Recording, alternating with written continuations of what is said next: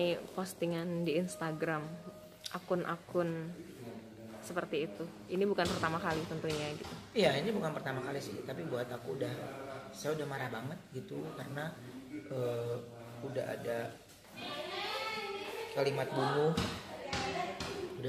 bunuh, berarti itu suatu bentuk ancaman, dimana jika dia menganggap itu sebuah iseng udah tidak bisa diampuni lagi ya, karena ini sudah hal yang masuk ke tindak kejahatan gitu. Saya susah juga bingung, ya karena ini pasti ada pemicunya ya, dimana ya dia banyak hal yang sering dengar orang-orang tuh nggak usah ditanggepin, nanti makin ini nggak usah ditanggepin. Justru semakin tidak ditanggepin mereka semakin punya ruang, semakin tidak ditanggepi dan tidak dikasih tindakan mereka akan semakin gitu ya. Tindakannya kan bukan di kantor polisi, tapi bagaimana kita langsung menjumpai orang itu dan kasih efek jerah dengan cara kita tanpa menyakiti secara fisik ya, itu kan saya rasa juga sudah hal yang kuat ya. Apalagi ya untuk video yang dia buat permohonan maaf atau apapun ya, itu kan sebenarnya sudah sanksi sosial yang kapanpun bisa kita share gitu jika mengulanginya lagi. Tapi kalau hal ini saya sulit untuk menggunakan nalar pikiran saya secara sehat gitu. Ini apa ya letaknya, salahnya, emang Talia ngapain dia ya gitu, dan terus emang Bertrand ngapain anak ini ya gitu, dan terus-terusan nggak berhenti, dan saya bingung sama manusia yang menggunakan hidupnya menjadi pembenci. Kenapa mereka gunakan waktu untuk membenci untuk anak-anak yang tidak tahu apa-apa? Jadi jangan pernah bilang itu udah resiko jadi artis. Stop untuk bicara seperti itu.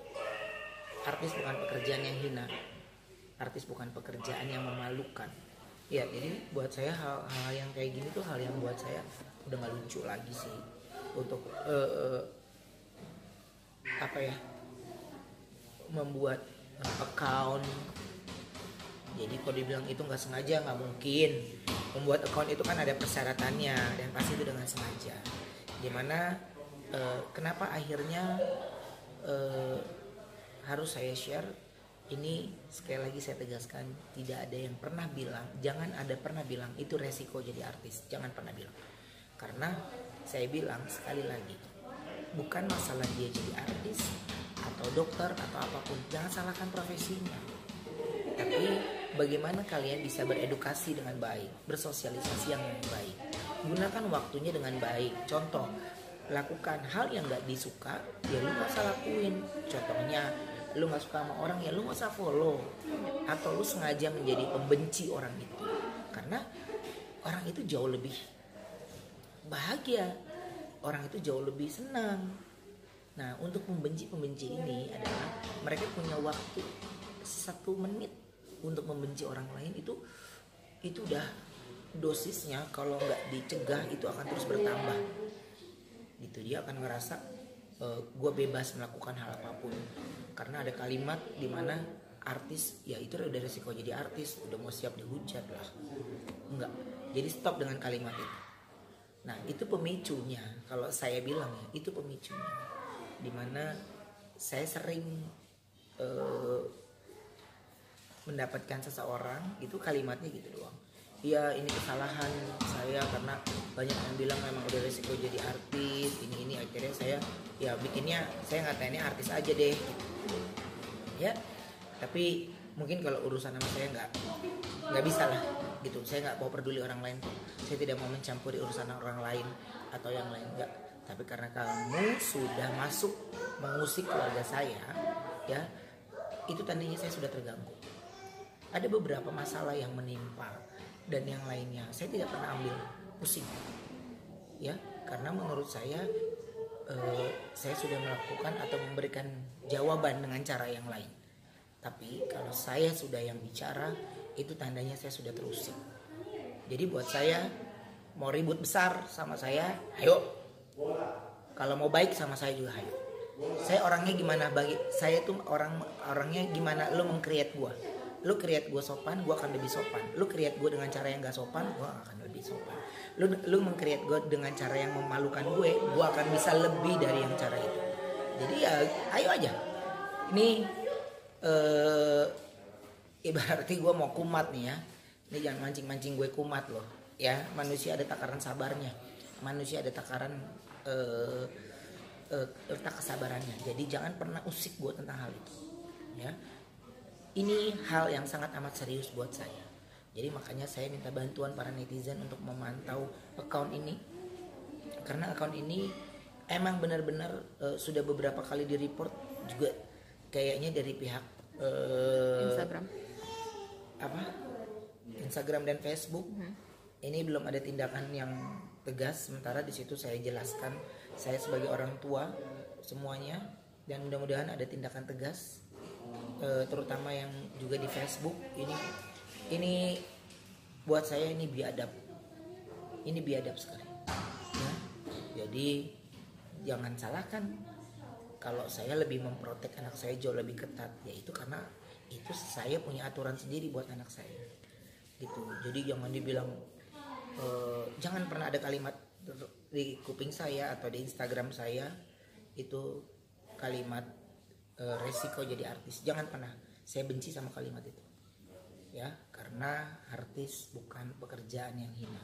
Saya mencari dengan uang yang halal, saya mencari nafkah buat keluarga saya tidak menyakiti orang lain, saya tidak minta uang dengan orang lain, saya tidak minta nafkah untuk membiayai anak saya, sumbangan dari orang lain nggak ada. Tapi mereka bekerja, dari mereka dapat uang, mereka bisa bertahan, semuanya karena saya bekerja ya. Jadi kali ini saya marah banget tentang hal ini dan saya nggak bisa tolerir. Jadi saya berbagi cerita sama semua yang membaca adalah untuk hal-hal yang kayak gini, mudah-mudahan sama-sama kita kompak untuk report account ini sehingga dia muncul. Saya yakin banyak orang yang mungkin suka untuk mengedukasi adiknya, keponakannya, saudaranya. Saya yakin mudah-mudahan banyak yang support. Tapi jika tidak pun ya berarti mereka mendukung untuk keluarganya menjadi penjahat ya, untuk keluarganya melakukan tindakan kriminal yang buat saya kurang pantas. Makanya harus dihilangkan, harus dihapuskan, karena saya juga tidak saya juga sama dengan yang lainnya punya batas kesabaran yang habis. Jadi kalau ditanya habis sudah kesabaran saya kali ini. Sudah melacak mungkin keberadaan dari orang-orang tersebut kah? Sudah, dimana yang bersangkutan ini selalu menggunakan wifi. Jadi bukan dari akun itu, nggak apa-apa. Wifi juga kan. Dimanapun dia pergi itu ke track. Oke. Jadi ya itu canggihnya cybercrime sih. Gitu. Jadi saya masih tunggu etikat baiknya, ya, untuk dia mengakui kesalahannya. Ada jangka waktu? Nggak pakai. Belum dulu karena saya lagi melakukan beberapa cara arahan dari yang lain gitu untuk hal ini bisa terungkap ya. Jadi dampaknya kok ini cukup besar sekarang ini. Makanya hal yang kayak gini saya harus segera selesaikan ya, karena udah ya, gue udah cukup diam, gue udah cukup ini. Jadi itu yang saya bilang, jangan pernah bilang ini adalah kalau udah ketangkap bilangnya fans sejati ya, kalau udah ini fans sejati. Jadi berat gitu. Ada rencana untuk melaporkan ke pihak kepolisian? Tunggu aja dulu, karena saya bilang saya masih nunggu arahan ya.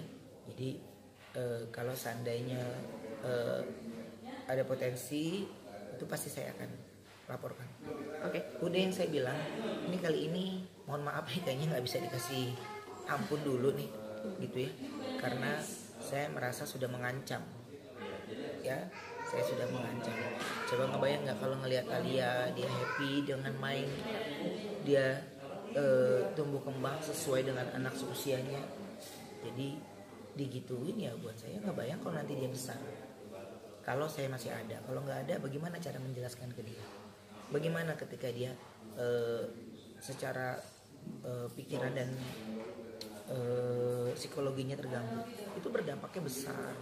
Makanya saya meminta untuk berbicaralah yang baik, ya berbicaralah yang baik.